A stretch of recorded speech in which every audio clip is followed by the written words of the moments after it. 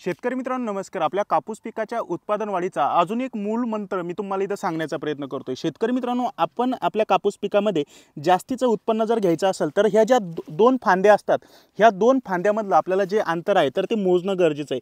शेतकरी मित्रांनो, ज्या दोन फळफांद्या म्हणजे आता ही एक फळफांदी झाली, हिच्यातलं अंतर 4 बोट, हिच्यातलं अंतर 4 बोट असणं गरजेचं आहे। परत हिच्यानंतर जी फळफांदी लागली तर हिचं अंतर आपल्याला 4-4 बोटावर जर असेल तर आपला जो कापूस पीक आहे तर तो योग्य पद्धतीने तिथं वाढत आहे हे लक्षात घ्या। शेतकरी मित्रांनो, हा पण कापूस पहा आणि ह्या कापसाचा झाडासुद्धा विचार करा तर ज्या प्रत्येक फांद्या आहेत तर त्या 4-4 बोटावर आपल्याला इथं फळफांद्या आलेल्या पाहायला मिळत आहे।